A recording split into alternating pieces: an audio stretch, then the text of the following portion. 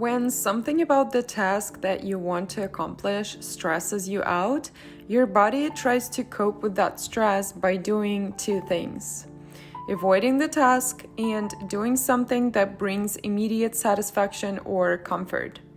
That is what procrastination is. It is basically how your body manages the anxiety. You can scroll forward and jump right into the meditation, but I just want to cover some key things about procrastination and laziness that I did not realize until recently. Disclaimer, I'm not a licensed therapist, so the following tips are just some things that work for me. Some huge factors that cause or strengthen procrastination from my experience are fear of imperfect results or no results at all. It is an attachment to the result. It's when we're thinking a few hours doesn't seem enough for the amount of work that needs to be done. What's the point in starting at all? Then it's the unconscious decision to take a childish position as if there was someone else who can take responsibility for the thing that needs to be done.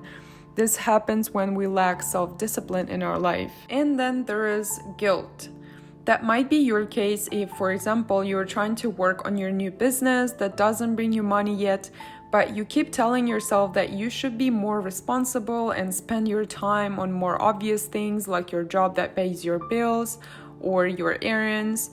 There's this voice that pops up in your head saying things like, "Stop acting like a child, this is just a waste of time, get up and go do something adequate that actually needs to be done, like mopping the floors." Now, if you checked all of the boxes, don't get discouraged. There are ways to work with it. The key thing here is to be willing to do the work.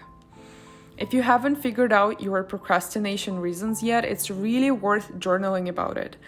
Ask yourself, why do I procrastinate? How do I feel when I procrastinate? What feeling pushes me to put off my work?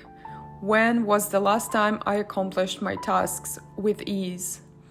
What happened before that made me so productive? So, how do we avoid procrastination and laziness?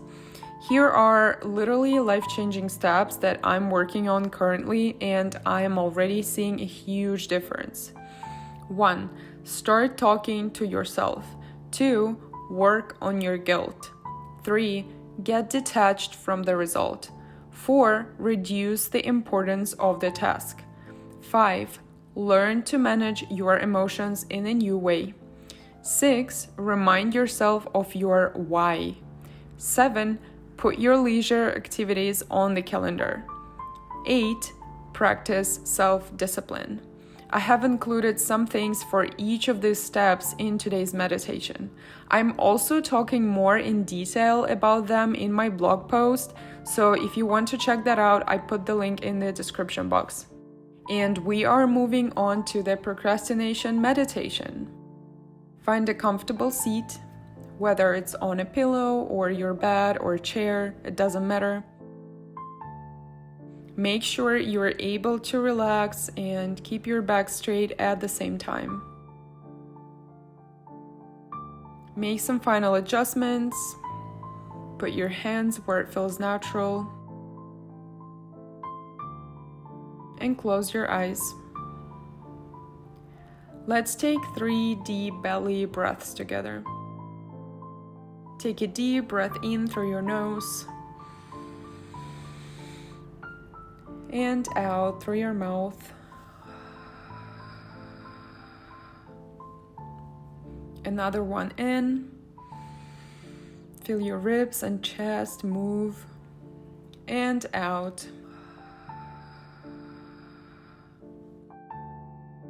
Inhale. Feel the cool air coming in through your nostrils, and exhale.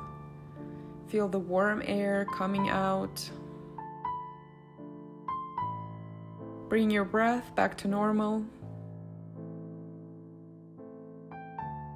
Breathe without control. Release any tension from your muscles. Check your forehead, your lips, your shoulders, your wrists, Now imagine your little self in front of you. Thinking of some old pictures might be helpful. Notice your hair, your little eyes, the smile, the clothes that the little you is wearing. Imagine patting them softly on the head and say hi. Now repeat after me and tell your little self the following.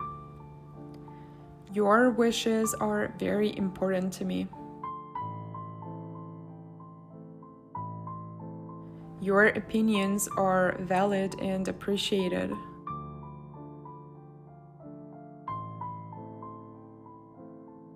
Whatever you are doing, it doesn't matter to me how good the results will turn out.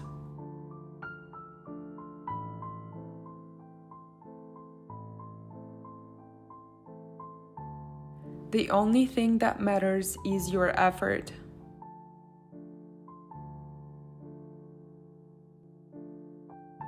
If you ever feel overwhelmed, you can always come to me for a hug.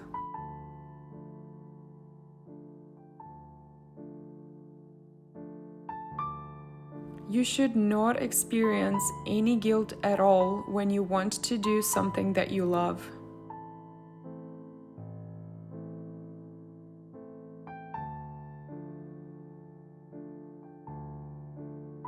When we finish this, I will add all your favorite activities to our calendar.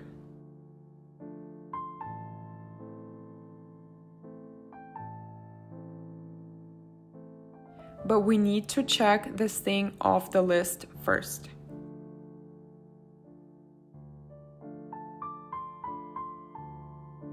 It is just another task. We're not going to try to make it perfect. We will finish it however we can.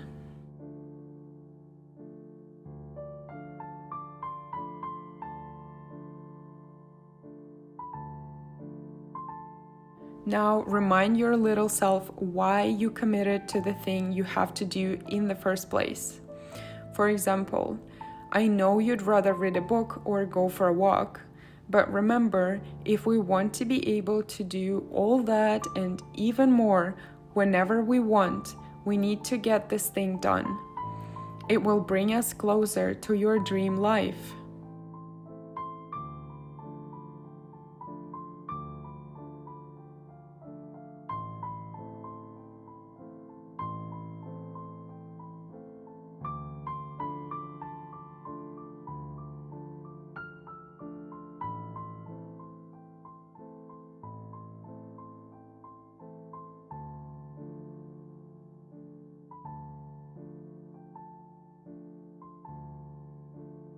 Be soft and kind, but assertive.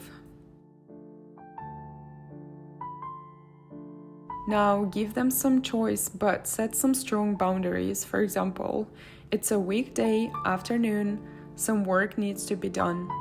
Do you want us to work on emails or write a blog post?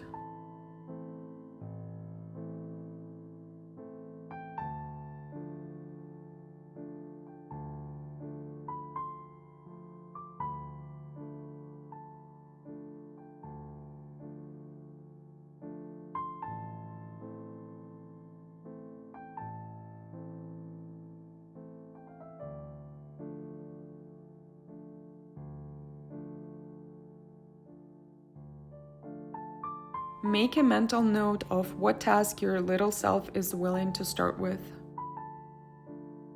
Now thank your little self, smile at them, and hug them tight. You can even hug yourself to really feel it. When you're ready, open your eyes. It's time to go do some work. And when you finish, don't forget to keep your word and do something your little self loves. That way, you will start building a healthy balance in your life and also self-trust that will make it easier to come to an agreement with yourself in the future. Hope this meditation helps. I wish you a productive rest of your day, and I'll see you next week.